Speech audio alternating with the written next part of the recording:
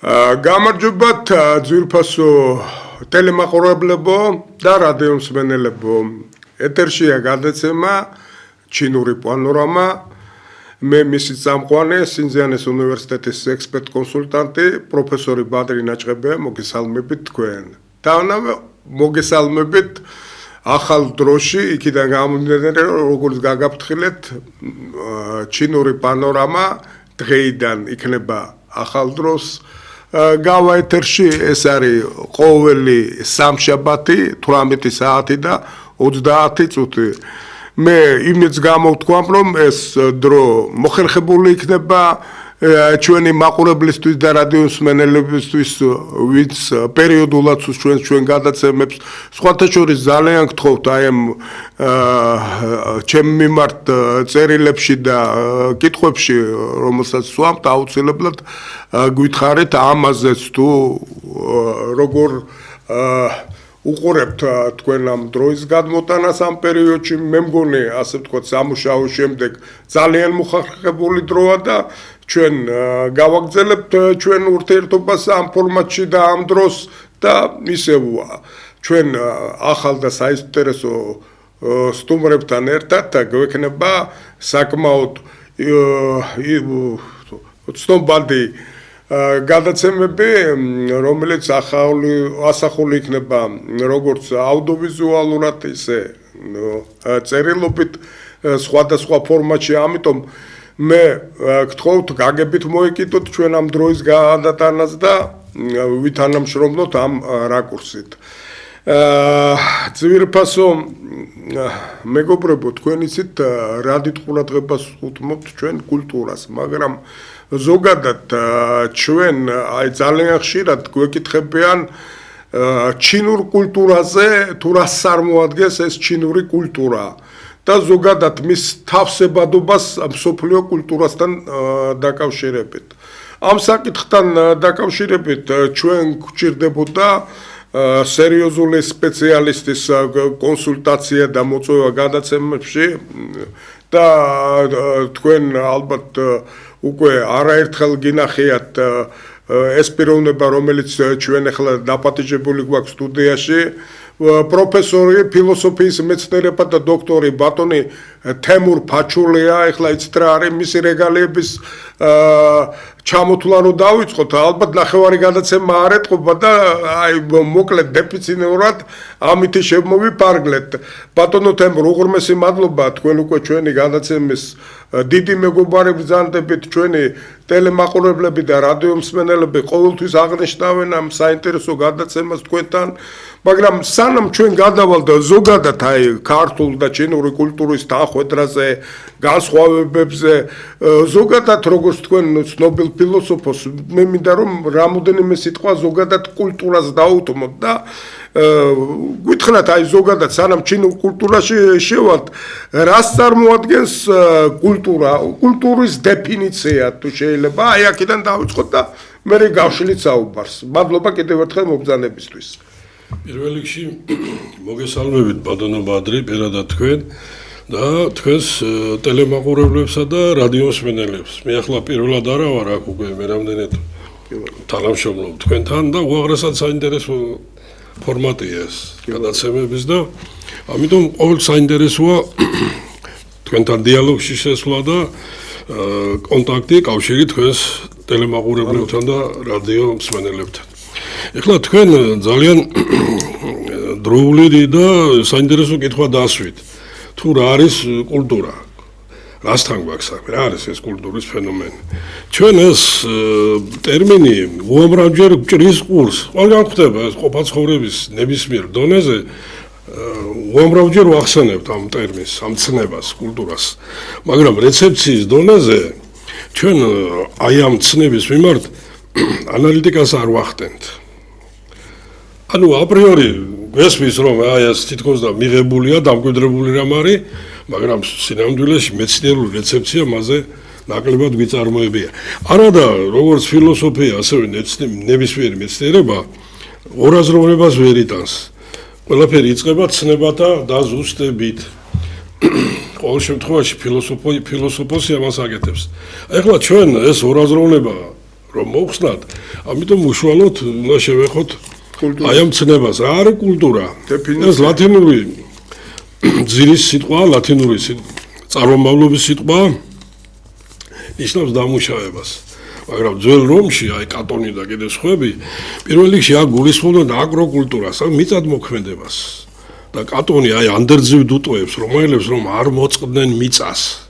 რომი ამით იყო ძლიერი და როცა ეს კავშირი გაწყდა მიწასთან, აი მე დეგრადაცია რომაული სულის, პატრიოტიზმის და აი მსახურბრძოლო სულისკვეთების და ამ შემდეგ იქიდან დაიწყო. აი დღევანდელი გაგებით კულტუროლოგიაში დაახლოებით 300-მდე ტერმინია, 300-მდე დეფინიცია კულტურის.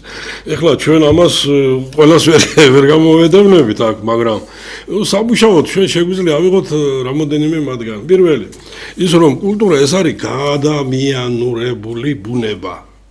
ადამიანი უშუალოდ ბუნების ნაწილი არ არის. ის ბუნებასთან ამყარებს კავშირს კულტურის მეშვეობით. აი ეს კულტურა ეს არის გარდაქმნილი ბუნება, ანუ ადამიანურ შინაარსის შეტანა ბუნებაში. აი ეს ვისი დეფინიცია ეს თუ შეიძლება ეს არის ძალიან სერიოზული დეფინიცია და ერთ-ერთი სამუშაო ახლა მე აი გეტყვით კიდე ერთს. კი ბატონო. ესე იგი კულტურა როგორც გაადამიანურული ბუნება. შემდეგ კულტურა ეს არის ჰუმანიზებული ბუნება, რომელიც მორგებული ადამიანის მოთხოვნილებებს და ინტერესებს. მაგრამ ჩვენში თქვა ქართულ სინამდვილეში და არა მარტო ქართულში, აი განსაკუთრებით ეს მოხდა საბჭოთა სივრცეში და აღმოსავლეთ ევროპაში. ძალიან ასე ვთქვათ, პოპულარული და პროდუქტიული იყო ქართული სკოლის მიერ წამოყენებული დეფინიცია კულტურის. კულტურა ეს არის ღირებულებათა მიხედვით მოწესრიგებული ადამიანური ყოფიერება. ახლა მე ქართული ფილოსოფიური სკოლა შემთხვევით არ მიხსენებია, იმიტომ რომ აი ჩვენი ფილოსოფიის ინსტიტუტი ძალიან პროდუქტიულად მუშაობდა ამ მიმართულებით, კულტუროლოგია, აქსიოლოგია. ნუ იქ იყო ანთროპოლოგია, კიდე სხვა მიმართულებები. განსაკუთრებით ძლიერი იყო კიდე ფენომენოლოგიური სკოლა ჩვენი, ზურაბ კაკაბაძე და სხვები, მაგრამ აი ბატონი ნიკო ჭავჭავაძე მუშაობდა სწორედ ამ აქსიოლოგია, კულტუროლოგიის მიმართულებით. და აი ამ სკოლაში შემუშავებული იქნა ეს დეფინიცია, რაზეც ახლა მე გესაუბრებოდით. კულტურა ეს არის ღირებულებათა მიხედვით მოწესრიგებული ადამიანური ყოფიერება. თუ ეს ასეა და ეს მართლაც ასეა, მაშინ კულტურაში შედის ყველაფერი, რაც ადამიანის ინტელექტს, ადამიანის ხელს, ადამიანის გენიას შეუქმნია. ეს არის ძალიან დიდი მოცულობის ფენომენი. ნუ ახლა აქ მეცნიერება შედის ამ შემთხვევაში. მეცნიერება, ხელოვნება, ლიტერატურა, ნებისმიერი დარგი, რაც ადამიანის გენიამ და ხელმა შექმნა. გესმით, ეს არის უზარმაზარი მოცულობის ფენომენი, მთელი კომპლექსია, ხო? რომელსაც პირობითად ყოფდნენ სულიერ და მატერიალურ კულტურად. მაგრამ ეს ცოტა მოძველდა. ესე იგი, ეხლა თქვენ წარმოიდგინეთ, რამხელა წარმონაქმნთან გვაქვს საქმე. ანუ ადამიანური ყოფიერების, ადამიანური აქტიობის, ადამიანური სპონტანობის კანტიანური გაგები, თვითაქტიობის ყველა რა, დარგი, ყველა ელემენტი და ყველა სფერო შევა აქ. ამიტომ ამას ჭირდება, როგორ გითხრათ, ამას ჭირდება ძალიან სერიოზული მიდგომა და სერიოზული შესწავლა. იმიტომ რომ ისეთი ერისათვის, როგორც ჩვენ ვართ, ქართველი ერისათვის, ამას აქვს ძალიან დიდი დატვირთვა. თუ რამემ გადაარჩინა საქართველო, ნუ იქ მრავალი მომენტია და ახლა მე არ გავიმეორებ დევიდ ლენგის მოსაზრებას, ის რომ ღმერთი არსებობს, ამის ყველაზე დიდი დასტური არის საქართველო. ეს ცნობილი ინგლისელი ქართველოლოგია, იმიტომ რომ საქართველო არ უნდა გადარჩენილიყო იმ არეალში, რომელშიც არის და რომ არა განგებულება, ღვთაებრივი, ის ჩვენამდე ვერ მოვიდოდა. ამიტომ თუ საქართველო არსებობს, ესე იგი ღმერთი არსებობს. ის ამბობდა ხატოვნად. აი ამ გადარჩენაში უზარმაზარი როლი ქართველი ერის ითამაშა კულტურა, ქართულმა კულტურამ. ეს არის შესასწავლი. სამწუხაროდ ამაზე არც მუშაობა მიდის, თუმცა კადრები არის. საქართველოში არის ამის კადრები, მაგრამ ამას ჭირდება ფოკუსირება და ამას ჭირდება სახელმწიფო დონეზე. სახელმწიფო პოლიტიკის დონეზე აყვანა. ქართული კულტურის ფენომენის შესწავლას. ეს აუცილებელი და გადაუდებელი საქმეა. ბატონო ბადრი, ახლა კულტურის დეფინიციიდან ჩვენ შეგვიძლია გადავიდეთ უკვე ისეთ პრობლემებზე, როგორც არის ტიპოლოგია. კი, რასაკურველია ტიპოლოგიის პრობლემები ძალიან საინტერესოა. ამ შემთხვევაში დავუშვათ ჩვენ სანამ ჩინეთზე გადავალთ, სინამდვილეში ეს ახალი ეტაპი უნდა იყოს ცნობიერების ამაღლების ამ კუთხით.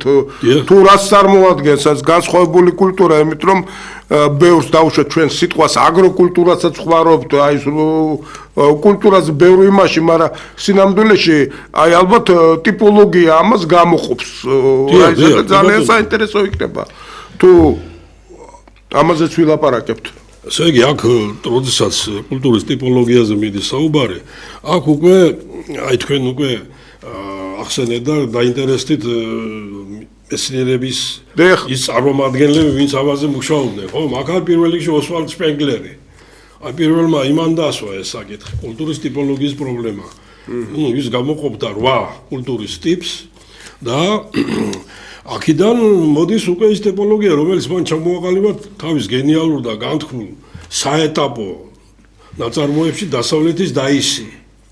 იქ მან ძალიან მნიშვნელოვანი მომენტები მოხაზა. და იმ მომენტებს დღეს აქტუალობა არ დაუკარგავთ. ეს უკვდავი წიგნია, დიდი წიგნია. დიდი ნაწარმოებია, რომელიც თავის აქტუალობას არ კარგავს. პირიქით, რა დრო გადის, უფრო და უფრო აქტუალური ხდება. ეს იყო სამაგიდო წიგნი ადოლფ ჰიტლერის. მაგრამ შემდგომ, ჰიტლერი და შპენგლერი დაცილდნენ ერთმანეთს და მოხდა ისე, რომ შპენგლერი გაურკვეველ ვითარებაში მოწამლეს ფაქტიურად. გასაგებია. მას შემდგომ რაც ის დაცილდა, დისტანცირება გაუკეთა ნაციონალურ სოციალიზმს. ნაციონალურ სოციალიზმს. ეხლა მოდის ტოინბი, ხო, ეს უკვე ინგლისელი მოაზრე, რომელიც ამბობს 8 კი არა, არის თქვათ 41 ტიპი კულტურის. დღეს დავა ეს რამდენია? 21-ია, ზოგი 40-ზე და უფრო მეტზე არის. ზოგი უკვე ასეულობს მოითვლის. მაგრამ აქ რა არის ახლა მე შპენგლერ რადგან ვახსენე, შპენგლერმა ძალიან კარგად წამოწია ერთი რამ. ეს ძალიან გლობალური და ძალიან სიღრმისეული პრობლემაა. შპენგლერი ამბობდა, რომ კულტურის ბირთვი არის ღირებულება. ის ღირებულების ნაცვლად იყენებს ტერმინს პრასიმბოლო. ყველა დიდ კულტურას, აი რომელიც მან ჩამოთვალა, თქვა ძველი ეგვიპტური, შუმერული, ძველი ელინური, ბერძნული კულტურა, რომაული კულტურა, ინდური კულტურა, ჩინური კულტურა, მას მოყვანილი ყავს ეს. ესმით, ამ კულტურებს აქვს პრასიმბოლო, ანუ ფუნდამენტური ღირებულება, რითაც ეს კულტურები ერთმანეთისგან განსხვავებულია. ანუ შპენგლერი დაშვება, შპენგლერი ამბობს, რომ კულტურები ერთმანეთში არ გადადიან. მისთვის წარმოუდგენელია თქვა სინთეზური კულტურა. არა, ის ამბობს, რომ კულტურა არის ერთეული, განუმეორა სინგულარული. ჩინური არ გადავა არასოდეს ინდურში. შუამდინარული არ გადავა ეგვიპტურში, რატომ? იმიტომ რომ მათი პრასიმბოლოები, ანუ ღირებულებები არის განსხვავებული. აქსიოლოგია არის სრულიად სხვადასხვა. გამიგეთ? აი, როდესაც ის ახასიათებს თქვა ეგვიპტურ კულტურას, ის ამბობს, რომ ეგვიპტური კულტურის ფუნდამენტური ღირებულება ეს არის მარადისობა. ანუ ეს არის კულტურა, რომელიც ორიენტირებულია მარადისობაზე და ამისი შესანიშნავი გამოხატულება მათი არქიტექტურა, ძველი ეგვიპტური ტაძრები, პირამიდა, მუმია. კი ბატონო. მუმია ეს არის მარადისობის მოქალაქე, იმათ ასე სწამბათ, რომ გარკვეული დროის შემდეგ, ანუ ადამიანის სული დაუბრუნდება სხეულს, მაგრამ იმავე სხეულს, რომელშიც ის ცხოვრობდა. ამიტომ ის სხეული უნდა იყოს მუმიფიცირებული, რომ დაბრუნების შემდეგ კომფორტულად გადადეს. კი ბატონო. აი ბუდისტებს თქვა, ინდუსებს აქვს 12 რეინკარნაცია, მაგრამ ის სხვადასხვა სხეულში ხდება. ეგვიპტური, იმიტომ რომ იმავე სხეულში უნდა მოვიდეს, რომელშიც ცხოვრობდა. ეხლა ამისაგან განსხვავებულია თქვა შპენგლერის თვალსაზრისით ძველი ბერძნული კულტურა, რომელიც დიამეტრალურად საპირისპო ეგვიპტური კულტურის. ანუ თუ იქ არის მარადისობა, ელინურ კულტურაში არის სპანტარეი, ყველაფერი იცვლება, ცვალებადობა. და ამით არის რა, დამუხტული ეს ბერძნული კულტურა. ბერძნულ ქანდაკებას რო უყურებ, სევდა, არქაულ ღიმილს, რასაც ეძახიან. ანუ იმ ღიმილში დიდი ტრაგიზმია. ანუ ბერძნულმა კულტურამ იცის, რომ ჩვენ ვართ რა დროებით მოსულები აქ. ეგვიპტურიც ამას თulis, მაგრამ ეგვიპტური მაინც მარადისობაზეა ორიენტირებული. აქ გათვლა რაზე? აი ამ სევდაზე, ამ ტრაგიზმზე, რომელიც აი გენიალურად გაშიფრა და ახსნა შემდგომ არისტოტელემ პოეტიკაში. აი რა ტრაგედია და იმას დღემდე მნიშვნელობა და შინაარსი არ დაუკარგავს. ასე აქ მთელი რიგი სხვა კულტურები. აი ამ კუთხით ეხლა თქვენ ლაპარაკობთ უკვე მთლიანად ცივილიზაციურ პრობლემებზე. თქვენ ეხლა ბრძანეთ ეს ეგვიპტური კულტურა, მაგრამ არსებობს ეგვიპტური ცივილიზაცია. აი კულტურის და ცივილიზაციის ერთმანეთთან, იმიტომ რომ ჩვენ ნელ-ნელა უახლოვდებით ეხლა ჩვენ ძირითად თემას ჩინურ ცივილიზაციას. კულტურა და ცივილიზაცია ეს რას წარმოადგენს? ერთი და იგივეა თუ? აქ არის ორი მიდგომა კულტუროლოგიაში. კი ბატონო. პირველი, ის რომ ეს ტერმინები კულტურა და ცივილიზაცია არ არიან სინონიმები. ნუ კულტურა ეს ლათინური ძირია, ცივილიზაცია ფრანგული. მაგრამ არიან რა, აბსოლუტურად იდენტურები. ეს პირველი მიდგომა. არის მეორე თვალსაზრისი, რომელიც ეკუთვნის ფრანგ ეგზისტენციალისტებს. აქ არის ჟან-პოლ სარტრი, ალბერ კამიუ, ფრანსუა მორიაკი, ხო? უფრო მეტად სარტრი, კამიუ. ესენი რას თვლიან? ესენი თვლიან, რომ ცივილიზაცია და კულტურა არიან განსხვავებული. ანუ სარტრი მაგალითად და კამიუს ცივილიზაციას ეძახის ტექნოკრატიულ კულტურას. ანუ კულტურა გაუცხოებულ კულტურას, რომელიც დეგრადირებული კულტურა, რომელიც დაუპირისპირდა თავის ძირებს და რომელიც რა დასაყუპადაა განწირული. ანუ დეგრადირებული კულტურა, ტექნოკრატიული კულტურა, რომელსაც დაკარგა ეს სულიერება, რომელიც მთლიანად გადართულია რაზე? ამ სამომხმარებლო მოდელზე, კომფორტზე, გესმით? აბსურდზე. აი ალბერ კამიუს აბსურდი. აბსურდის ყოფიერება, რომელშიც სიზიფე იმყოფება და სიზიფე ეს ჩვენი კულტურის გამოხატულება, სიზიფე ჩვენ ვართ. მაგრამ არც რელიგიას, არც ფილოსოფიას და არც ხვეებს არ ყოფნით სიმამაცე, რომ ეს უთხრან ადამიანებს. ერთადერთი ეს არის ეგზისტენციალიზმი, რომელიც ამ სიმართლეს ეუბნება. ეს სიმართლე ძალიან მკაცრია, ტკივნეულია, მაგრამ ეგზისტენციალიზმი ჰუმანიზმია, ამ სიმართლეს ეუბნება და სიცრუეში არ აცხოვრებს რას ადამიანებს. აი ეს ორი მიდგომა, რომელიც დიამეტრულად განსხვავებულია, ხო? მაგრამ თქვენ ახლა კამიუს და ფრანგულ ფილოსოფოსების მაგალითს ცივილიზაცია, რასაც ისინი ამბობდნენ, ეს არის რა, ტექნოკრატიული კულტურა, გაუცხოებული დეგრადირებული კულტურა. ანუ კულტურის რაღაც ფაზაა. კი ბატონო, მაგრამ აი სხვა ფილოსოფოსები დაუშვათ თუ შეიძლება. ნუ სხვები ახლა ხო გითხარით, სხვები სინონიმებად იყენებენ. ზოგი კულტურას იყენებს თავის დაწერებში, ზოგი ცივილიზაციაზე აკეთებს აქცენტს. მაგალითად, ამერიკელები მთლიანად ცივილიზაციას იყენებენ და ამაზე გადაწყობენ. აი ცივილიზაციათა და ჰანტინგტონი. ცივილიზაცია და კონფლიქტი, ეს ხო გახმაურებული ჰანტინგტონი, ეს ეტაპობრივი ნაწარმოებია, სადაც ის ამბობს, რომ დამთავრდა ორი მტრული ბანაკის, თქვათ კომუნიზმის, კაპიტალიზმის დუელი. ხო? დამთავრდა და კაცობრიობა გადავიდა ახალ ფაზაში. ეს რა არის? ცივილიზაცია და კონფლიქტი. კულტურათა დაპირისპირება. ბატონ თემურ, ეხლა კულტურა, ცივილიზაციაზე ნელ-ნელა გადავდივართ, მაგრამ ამ კულტურასაც იცით რა არის, თავისი ღირებულებები აქვს. იქიდან გამომდინარე, რომ გარკვეულ ცივილიზაციაში, აი დაუშვათ იაპონური კულტურა დაუშვათ ამაზე რომ იქ გარკვეული ღირებულებები, რაც მათში მისაღებია ძალიან ბევრი ჩვენთვის აბსოლუტურად ერთ-ერთ მაგალითს ვლაპარაკობთ. აი კულტურა და ღირებულებები ეს ტანდემში როგორ გაანიხილება და აი დაუშვათ ტერმინი უკულტურო ამ შემთხვევაში შეიძლება დაუშვათ რომელი აი ვებერთელა ცივილიზაცია იყო დაუშვათ მექსიკური ცივილიზაცია აცტეკების და მაების, მაგრამ ამ ცივილიზაციის კულტურას დაუშვათ რელიგიური მომენტი იყო ის რომ ადამიანთა მსხვერპლ შეწირვა იყო ნორმა, როგორც ამ შემთხვევაში კულტურა თუ უკულტურობა, აი თუ შეიძლება აი ამ კულტურა და ღირებულების ფასეულობის კუთხით რო თქვენ სწორად გამოყავეთ ახლა ეს პრობლემა, მე შპენგლერიდან მოყოლებული გაუსვე მას ხაზი. არის თქვათ ისეთი მოაზროვნე როგორც ალბერტ შვაიცერი. კი ბატონო. მასა გენიალური ნაშრომი კულტურა და ეთიკა. ნუ ეთიკაში ღირებულებებს გულისხმობს. ეთიკა ხო რეალიზებული აქსიოლოგია. ანუ ახლა ჩვენ მივადექით თემას, რა არის ეს ღირებულება. დაახლოებით იგივე მდგომარეობა, რაც კულტურასთან. რეცეფციას ამაზე არ ვახდენთ.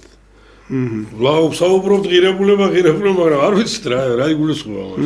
ან თუ ვიცით, აქაც ორაზროვნებაა. მას დეფინიცია უნდა ვაცნობოთ, ყველაფერი ცნება და დაზუსტებით უნდა დავიწყოთ. ხო, ტელემაყურებლებს და იმებს დეფინიციას უთხრათ ღირებულებების, მაშინ.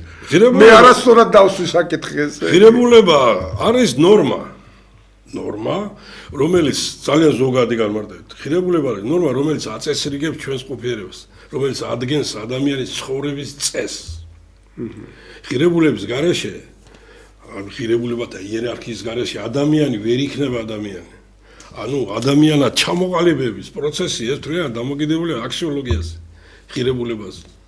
ის რომ მე ადამიანი ვარ და ვემორჩილები გარკვეულ ნორმებს, ეს ადასტურებს იმას, რომ ღმერთი არსებობს. ეს არის კანტი. ღმერთის არსებობის ეთიკური არგუმენტი, აქსიოლოგიური არგუმენტი. სწორად შენიშნა ეს გენიოსი იყო და იგივე თემა შემდგომ განავითარა თქვა დოსტოევსკიმ. ხო, нет Бога, значит всё дозволено. თუ ღმერთი არ არის, ღმერთი რა ცენტრალური ღირებულება, რომელზედაც აგებულია კულტურა და ყველაფერი. თუ ამას გამოაცლით თქვენ ამ ღირებულებას, ხუხულასავ ჩამოიშლება ეს კულტურა. ანუ ღირებულება, ანუ აქსიოლოგია, ღირებულებათა ზოგად თეორია არის ხერხემალი, რომელზედაც აგებულია მთელი ეს კონსტრუქცია. თელია შენობა, რასაც ჩვენ კულტურას ვეძახით. აი ამ აქსიოლოგიის გამოცლით რა ხდება? ღირებულება კულტურა ინგრევა. მაგრამ აქ თქვენ ახლა აცტეკები და კიდე სხვები ახსენეთ. აი რატო ხდება კულტურათა დომა? აი შპენგლერ ხო ამბობდა, რომ კულტურა ეს ცოცხალი ორგანიზმია, იბადება, ვითარდება, კვდება, როგორც ნებისმიერ ორგანიზმი. აქ პირველ რიგში ეს ხდება იმის გამო, რომ ხდება ღირებულებათა გადაფასება. აი ეს დიდი გერმანელი ფილოსოფი ფრიდრიხ ნიცშე. ფრიდრიხ ნიცშეს თავარ პათოსი რა არის? ღირებულებათა გადაფასება. ანუ ის რას ამბობს, ყველაფერში დამნაშავე რაც ევროპულ კულტურას ჭირს, არის ქრისტიანული აქსიოლოგია, ქრისტიანობა. რომელიც რაშვება გადაგებს ასკეტიზმს და კლავს ურტყავს სიცოცხლეს, ასუსტებს სიცოცხლეს. ამიტომ ის შეეცადა აეგო ახალი აქსიოლოგია, გაუგნია აქედან შეექმნა ახალი ეთიკა. ნუ იქიდან არაფერი არ გამოვიდა, იმიტომ რომ ის რასაც ის გადაგებდა ძალაზე აგებული ეთიკა, ეს ბოროტებაა და ბოროტებაზე აგებული ეთიკა ვერ გაძლევს, ვერ აშენდება, ვერ იფუნქციონირებს. ეს ნიშეს ტრაგედია, მის შეცდომაა, მაგრამ ყოველ შემთხვევაში ეს კაცი არის დიდი რევოლუციონერი. ანუ შეაჯანჯღარა აზროვნება კაცობრიობის ცნობიერება ჭირდება ასეთ შეჯანჯღარება ჩვენ ცნობიერებას, იმიტომ რომ ბევრი იდოლები იყიდებს ფეხს. ანუ ბევრი არასწორი ფენომენი, განსაზღვრებები და ასე შემდეგ ილექება და ეს ხელს უსლის როგორც ცნობიერებას, ასევე ჩვენს. ხო? იდოლებზე აგებული ცნობიერება ყალბია. კი ბატონო. და ეს კაცობრიობისთვის დამღუპელი. ამიტომ ამ ღირებულებათა გადაფასებას ამას ქრისტიანული ცივილიზაციაც ლაპარაკობდა დაუშვათ აი ამ აი ქრისტიანული ხო გითხარით, ესე იგი ქრისტიანობას თვლიდა თავარ დამნაშავედ. ნიცშე ამ შემთხვევაში. ანუ მან გადააფასა კლასიკური ტრადიციული აქსიოლოგია, ქრისტიანული აქსიოლოგია შეეცადა ახალი აქსიოლოგიის დამკვიდრება, ვერ დაამკვიდრა. კი ბატონო. იმიტომ რომ მაინც თვისობრიობაში დარჩა და ეს გაიზიარა, ეს გაითვალისწინა შემდგომ აი ალბერ კამიუმ სიზიფეს მით ის შეეცადა უკვე რაოდენობრივი ეთიკის აგებას, არათვისებრივი, არამედ იმასაც არ გამოუვიდა. იმიტომ რომ საბოლოო ჯამში მორალი, ანუ ეთიკა ერთია და ეს არის ქრისტიანული ეთიკა, კი ბატონო, რომელიც არის ყოვლის მომცველი, უნივერსალური და ყოვლის მძლეველი. კი ბატონო, კი ბატონო. ასე რომ ეს მოაზროვნეები გამოდიან როგორც აპოსტატა, აი იულიანი აპოსტატა, იულიანი გამდგომილი, რომელიც შეეცადა კონსტანტინეს შემდგომ შეეცადა ისევ წარმართობის აღდგენას, მაგრამ დამარცხდა. კი ბატონო. და მე შენ მაჯობე გალილეველო. ის ბოლო სიტყვები ეს იყო რა, ქრისტეს რომ მიმართა, იმიტომ რომ მიხვდა რომ ქრისტესთან ფუჭი იყო. ხო, ამაჰუ. კი ბატონო. ეხლა ნელ-ნელა ძალიან საინტერესო მიყავთ თქვენ გადაცემა, როგორც ყოველთვის ბატონო თემურ და მე უბრალოდ არ მინდა რაღაც გადაუხვიო, იმიტომ რომ ხშირად ძალიან ხშირად აი ჩვენი გადაცემები, ჩვენი წამყვანები სტუმრები პირველ რიგში ისე საინტერესოდ ლაპარაკობენ, რომ პრაქტიკულად ერთი გადაცემის ფორმატში ვერ ჯდებით და თქვენ მაინც ჩვენ ახლა დაპატეჟებული ხართ ჩინური პანორამა გადაცემა ჩვენს უკან ამხელა ჩინეთის რუკა აქ და რასაკვირველია ჩვენი მაყურებელი და ასე რადიო მსმენელი დიდი სიამოვნებით უსმენდა ამ შეზავალს, მაგრამ ჩვენ მეხლა მივადექით, მე მგონი უკვე საკმარისად ავხსენეთ იგივე კულტურაზე, ცივილიზაციაზე, ასე ვთქვათ, ფასეულობებზე, ამეების ყველაფერზე და მოდით ახლა მივადგეთ ჩვენ ძირითად სასაუბრო თემას ჩინური კულტურის სპეციფიკა. რა არის ბატონო თემურ ჩინური კულტურა და აი მისი სპეციფიკა, განსხვავება აი რატო დგას აი ესე გასაკუთრებულად, განცალკევებულად ჩინური კულტურა და სხვა ძალიან ბევრჯერ გვითქვი, აი რას წარმოადგენს ჩინური კულტურის ფენომენი, რასაკვირველია და ნუ მისი სპეციფიკა. აი ჩვენ მახსენეთ ოსვალდ შპენგლერი. კი ბატონო. ეს ხშირად ამოტივდებდება ხოლმე, ხო?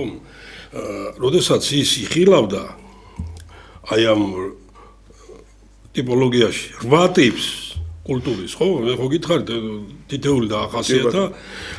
აი ჩინური კულტურა ვითია განსხვავებული, ანუ რა არის მისი ფუნდამენტური ღირებულება, ანუ მისი პრასიმბოლო. ეს არის ბატონო ბადრი წონასწორობა. გესმით? კი ბატონო. ეხლა წონასწორობა ესეც ხო გითხარით, ახლა ეს ისეთ ცნება, რასაც კიდე დეფინირება ჭირდება და კიდე ჩაღრმავება. მაგრამ წონასწორობა საბოლოო ჯამში ეს არის ბალანსი. ხო? წონასწორობა ეს არის ორი საპირისპირო მხარის რა გათანაბრება. ჩინურ სიმბოლიკაში ძალიან ხშირად ხდება ამის. იანი, ხომარია რა? კი ბატონო. ორი თავარი საწყისი, ორი საწყისი ეს ერთგვარ დუალიზმია, ხო? მაგრამ ეს ორი საწყისი ერთმანეთთან უნდა იყოს წონასწორობაში. აი ჩინური კულტურის ამ პრასიმბოლომ განსაზღვრა რა? მთელი ჩინური კულტურის მოზაიკა და მთელი ფიზიონომია. გესმით აი ამ კულტურის. აქედან იღებს სათავეს მთელი რიგი რა აქსიოლოგიური მიმართულებები, მთელი რიგი ღირებულებები, რაც ამ კულტურაშია. ეს არის რა პირველ რიგში. აი რასაც კონფუცი, ლაოძი და კიდე აი დიდი ჩინელი მოაზროვნეები ქადაგებენ და რაც მიაწოდეს მათ ეს ყველაფერი აქედან მოდის. ანუ რა არის ეს? შრომის კულტურა, შრომის ორგანიზაცია, დისციპლინა. ეს ჩინელს აქ დაბადებიდან იმიტომ იმას ასე ზრდიან. სახელმწიფოს კულტი. ჩინელისთვის ამოსავალი და მთავარი ეს არის სახელმწიფო, ერი. იქ ინდივიდი და ასე შემდეგ მეორეხარისხოვანია. ანუ ჩინელი ყოველთვის გააკეთებს იმას, რასაც მოითხოვს სახელმწიფო. ეს კოლექტიური სული იმდენადაა ამ ხალხში გამჯდარი, რომ ეს ვერაფერმა და ვერავინ ვერ შეცვალა. ამით მიაღწია ამ ხალხმა ასეთ სიმაღლებს და კიდევ უფრო მეც მიაღწევს. იმიტომ რომ შინაგანი დამოხტულობა რომ რა, ჩემთვის თავარი და არსებითი ერი, სახელმწიფო. გესმით, ეს ევროპულ ერებში ასე ევროპამ ეს დაკარგა. ეხლა გაოცებული არის კაცო ეს ეკონომიკა 20-ჯერ მეტია ამ ევროპის რუსეთთან შედარებით და ძრავენ უკნეს, ხო? მთელი ევროპა გაერთიანო მარცხდება რუსეთთან. რატო ეს დაკარგა? დაკარგა. და ახლა იზახია 800 მილიარდი უნდა ჩავდოთ ეს ვერაფერს ვერ ჩადებენ. ერთი შინაგანი. კი, მაგრამ ეხლა ამ შემთხვევაში ცოტა ის არის, აი შრომის კულტურა უფრო ორგანიზებული იყო რუსეთში და უშუალოდ აი კულტურა. არა, შრომის კულტურა გასაგებია ეს გერმანელშიც არის და ეს ხებში, მაგრამ იმათ დაკარგეს სახელმწიფოს დომინაცია. აჰა. თელერად ეს კულტურა გადართულია რაზე ინდივიდზე, კომფორტზე. მომხმარებლურია. მომხმარებლურია, კი. ანუ ეს კულტურა არ არის ის, რაც იყო თქვათ ადრე ახალ დროში და როდესაც ეს ევროპული კულტურა ფუძლდებოდა, გესმით? გაუცხოება მოხდა იქ ბევრ ამაში. ჩინელებს პირიქით ეს აქვთ შენარჩუნებული. აი შრომის კულტურა, სახელმწიფოს დომინაცია, სახელმწიფოს დომინანტობა, პატიოსნება. აი კონფუცი სულ ამას უსვამს პატიოსნება. პატიოსნება, იყავი პატიოსანი, გესმით? ანუ რა, აი ეს მომენტი იმდენად სისხორცეულია მისთვის, რომ ჩინელი ამას არ გადავა. ამას ფეხს არ დააბიჯებს. შემდეგ წინაპართა კულტი.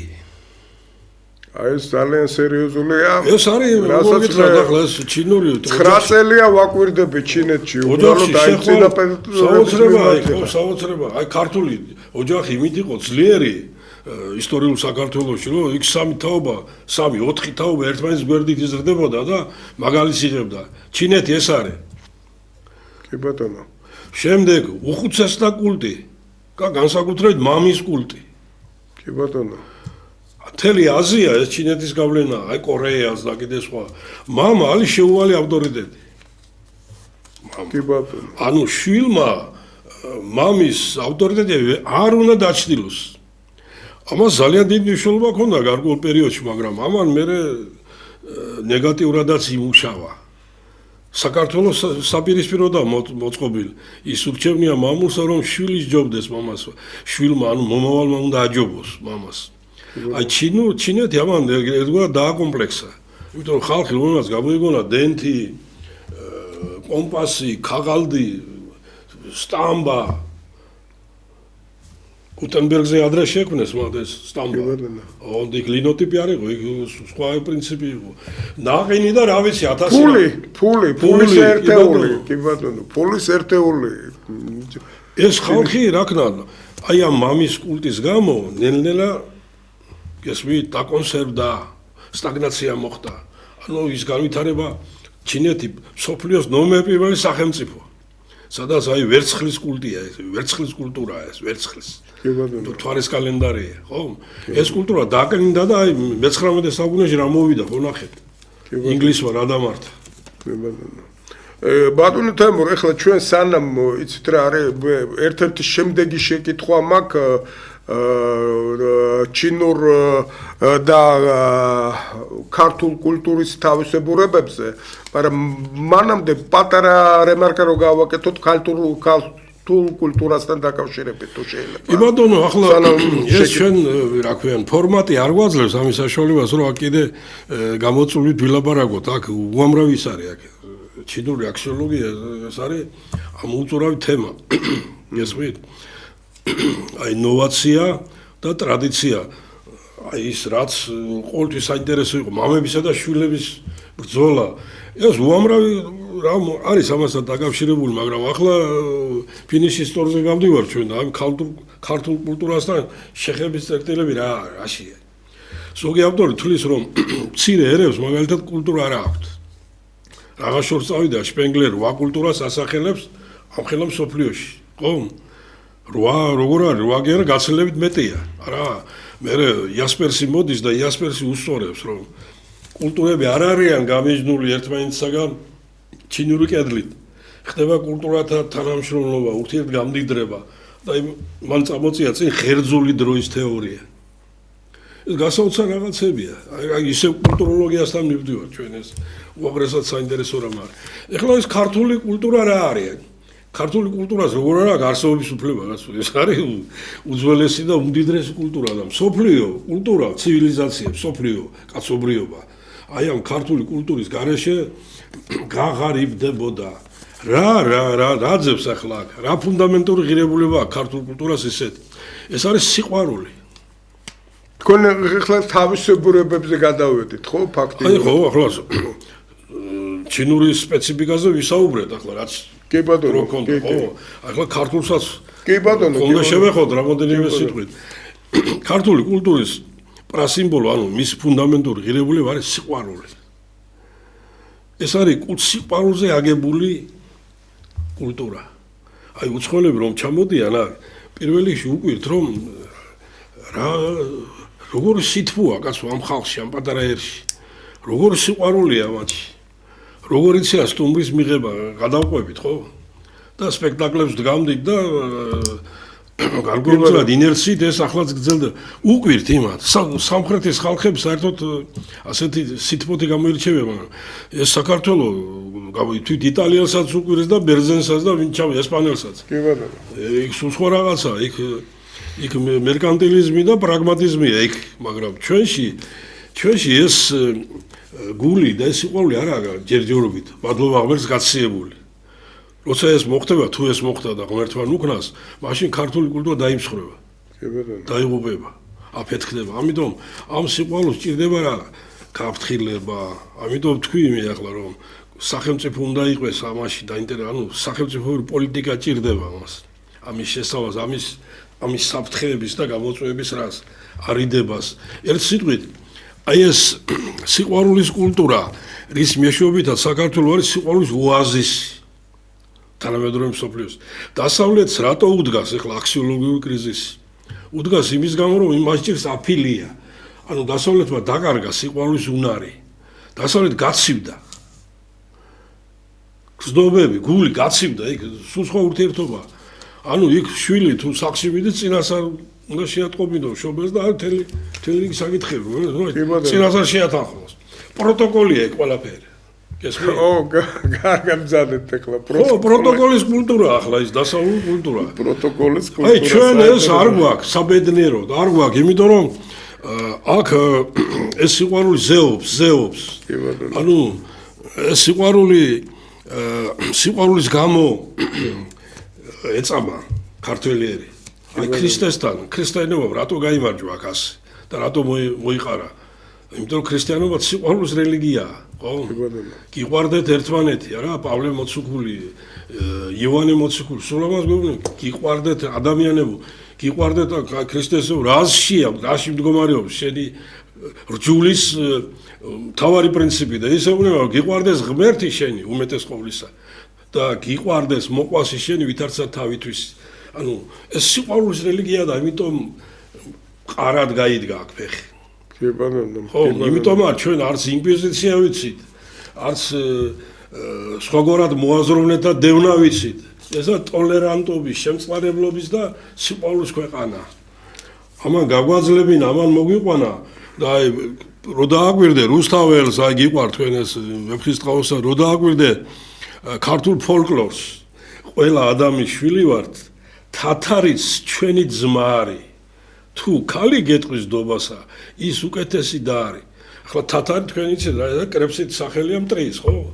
და ქართველი კაცი გეუბნება, ისიც შენი ძმაო, კაცო ის ამბავი ვეფხისა და მოყმისა, ეს ვერავინ ვერ თქვა, ხო? თქვა აქ საქართველოში. ანუ ეს ბირთვი, რასაც ქვია სიყვარული. აი ეს კრავს, ადუღავებს ამ კულტურას და ამის ძალითაც თუ რამე გადაგვარჩინა და მოგვიყვანა აქამდე ეს არის. აი ახლა ბატონ თემურ ჩვენ ვეხებოდით აი ქართულ კულტურას ხაზი გაუწვით სიყვარულს და ახლა მე 9 წელია რაც ურთიერთობა მჭინეთთან და ჩემ გადაცემებში არაერთხელ მithქვია რომ სინამდვილეში აი ამ კულტურისტების ერთიანობა მინახია უბრალოდ აი თქვენ ახლა ახსენეთ ჩინური კულტურის ღირებულებები აი ეს ოჯახის სიყვარული აი ეს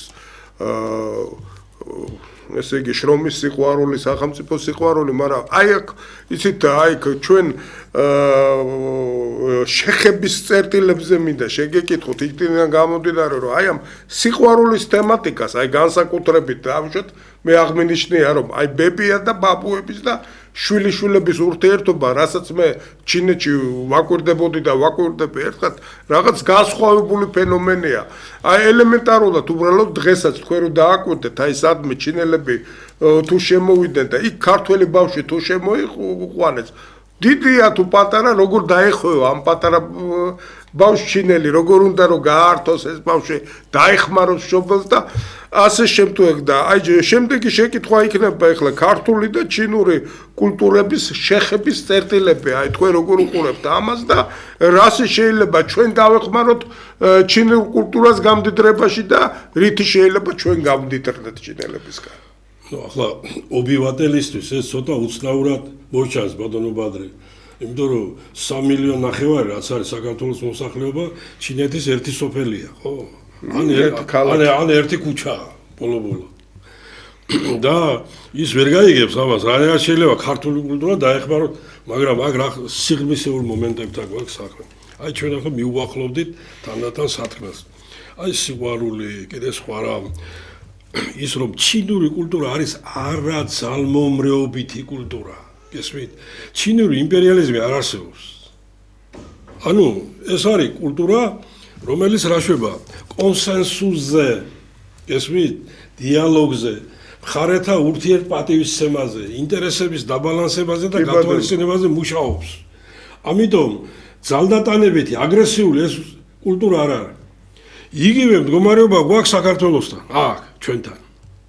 ქართული კულტურა, ქართული იმპერიალიზმი არ არსებობს. ეხლა ისტორიოგრაფებს ჩვენს უნდათ, რომ თამარის და აი თქვა აღმაშენებლის ეპოქის საქართველოს უწოდნენ იმპერია. ქართული იმპერია. არ არის ეს, ქართული იმპერია არ არსებობს. რატომ? იმიტომ რომ ეს ეწინააღმდეგება ქართულ მსოფლმხედველობას.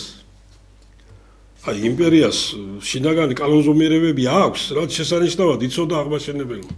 პირველ რიგში აქ არის ძალის დაზოგვის პრინციპი. იმპერია მუდამ რა არის?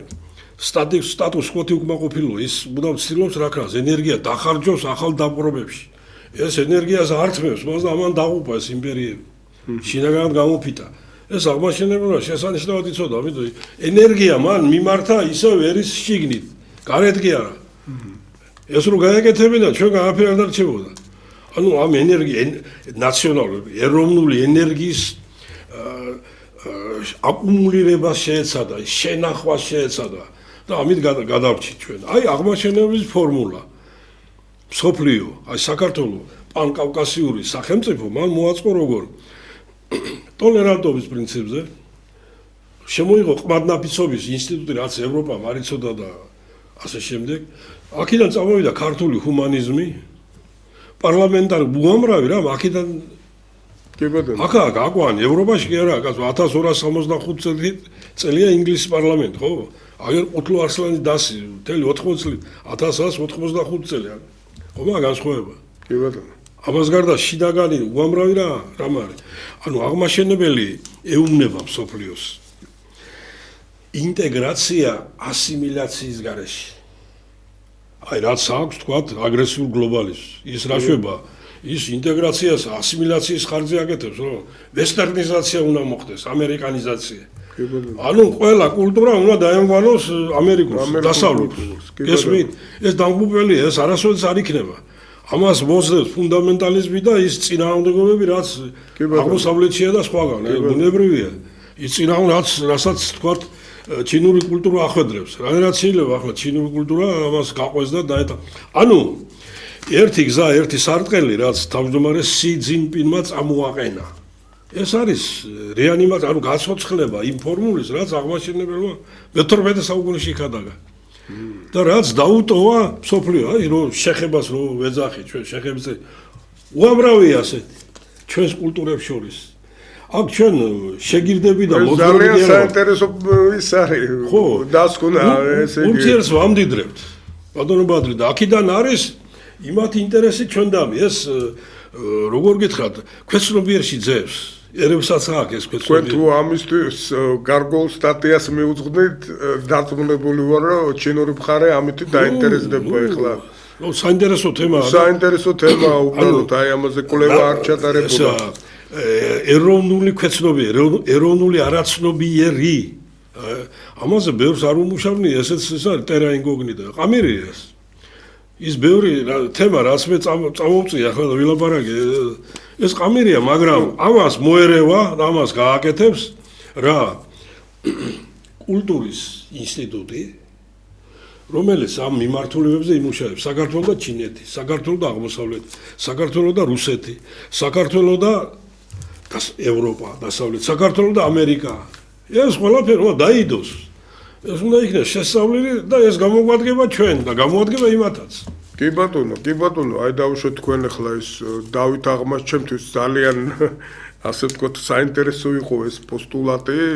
არა, ის გენიოსია, რომელიც იყურებოდა საუკუნეების მიღმა.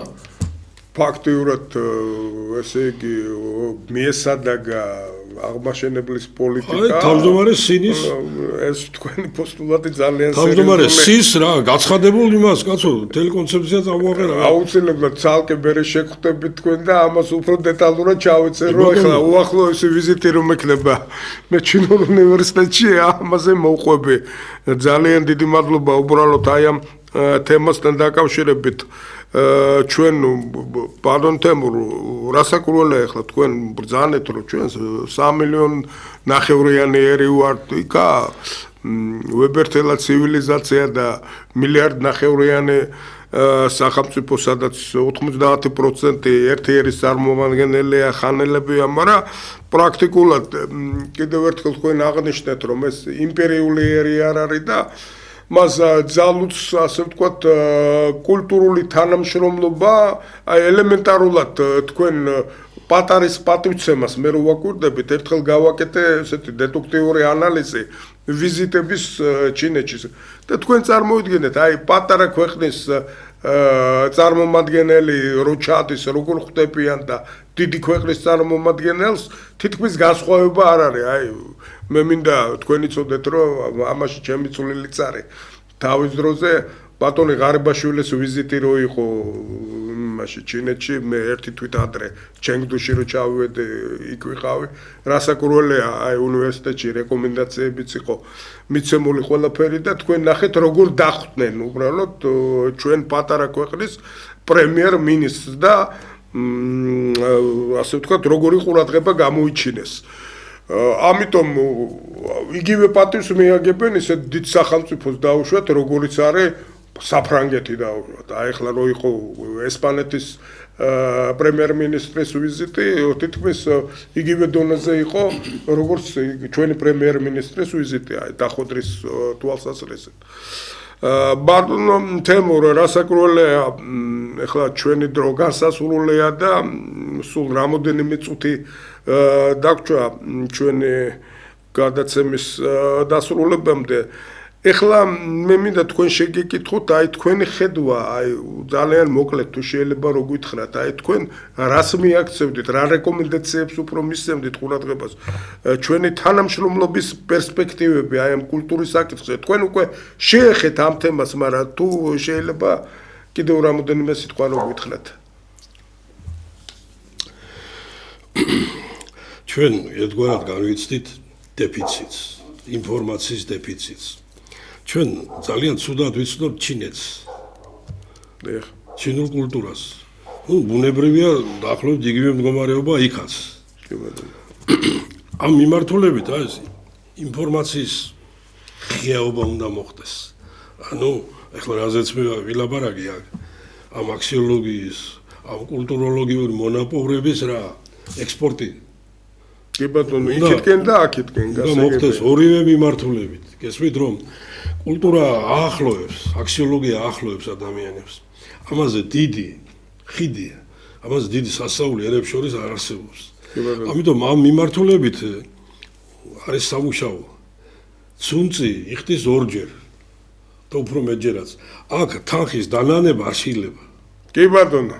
გესმით, იმიტომ რომ ამ აქსიოლოგიაში ჩადებული ეს თანხა 100 მაგად და 10 მაგად გასაგებია ბატონო თემურ უღრმესი მადლობა მინდა გადაგიხადოთ ჩვენი გადაცემა დასასრულს მიუახლოვდა ბატონო თემურ მე იმედი მაქვს რომ თქვენ კიდევ არაერთხელ გიხილავთ ჩვენ ეთერში ჩვენ ტელემაყურებელს და რადიოსმენელს მინდა გავახსენო რომ დღეს ჩვენი სტუმარი იყო ცნობილი ქართველი ფილოსოფიის მეცნიერება და დოქტორი პროფესორი ბატონი თემურ ფაჩულეა თქვენთან ეთერში მუშაობდა პოლიტოლოგი პროფესორი ბადრი ნაჭყებია. მომავალ შეხვედრამდე და კიდევ ერთხელ გაგახსენებთ რომ აწე ჩვენი გადაცემები გადის ეთერში ყოველ სამშაბათს 18 საათზე და 30 წუთზე. მომავალ შეხვედრამდე მადლობთ.